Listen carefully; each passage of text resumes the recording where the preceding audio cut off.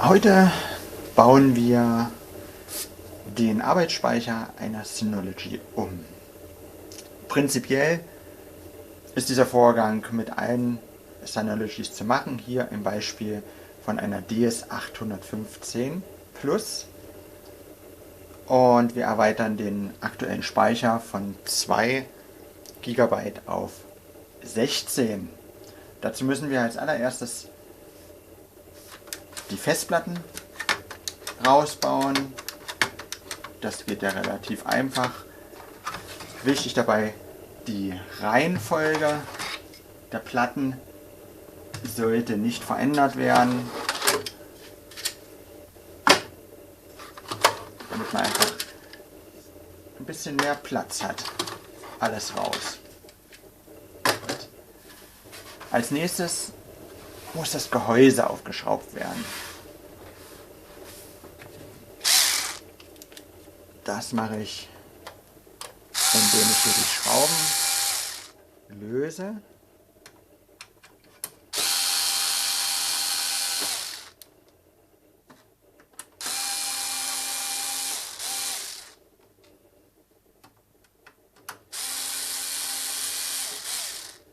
Sechs Schrauben an der Zahl.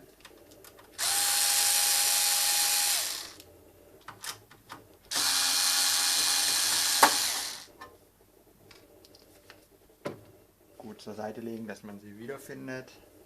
Jetzt kann man das Gehäuse nach hinten und dann nach oben abnehmen. Man sieht schon auf der Seite den zusätzlichen Speicherplatz, der in dem Fall nicht ausgefüllt ist. Da wir aber das Gerät auf 16 GB updaten müssen oder wollen, muss der interne Speicher mit raus, die 2 GB, weil sich das nicht vertragen würde. Der interne Speicher ist etwas aufwendig rauszubekommen, aber es geht auch. Der befindet sich hier unten drin. Man kommt relativ schwierig ran, aber es geht. Es funktioniert genauso wie bei einem Notebook. Dazu müssen die Nasen zur Seite gedrückt werden. Und wenn das geklappt hat, dann kann man den Speicher nach oben, in dem Fall jetzt gerade mal,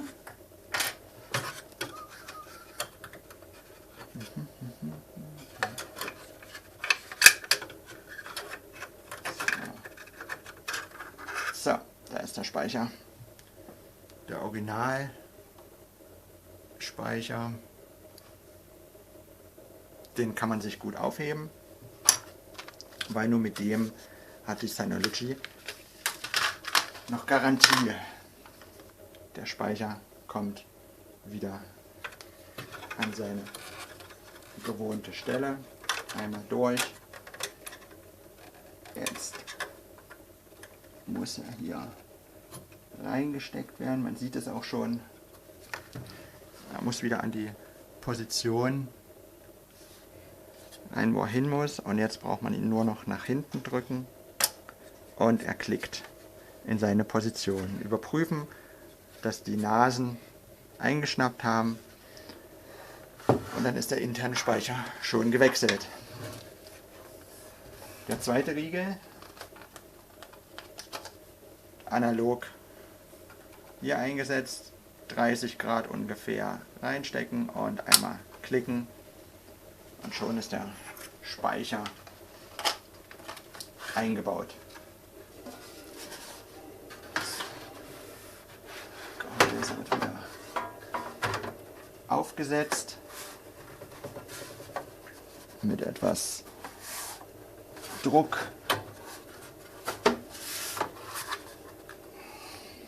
Nach vorne geschoben.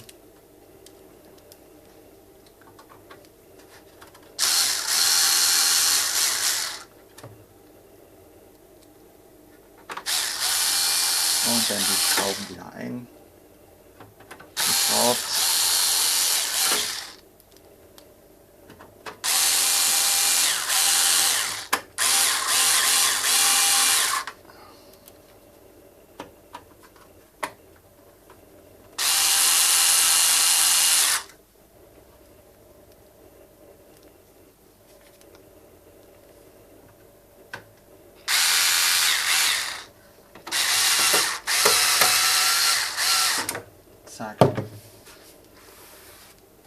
So, passt wieder.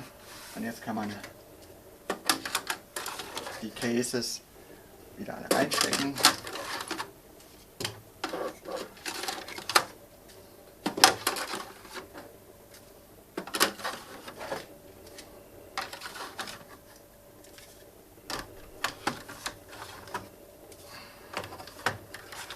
Aufpassen, dass beim Reinstecken die auch alle gut hinten sitzen. Es muss ordentlich klicken. Leergehäuse. Und fertig ist der Umbau.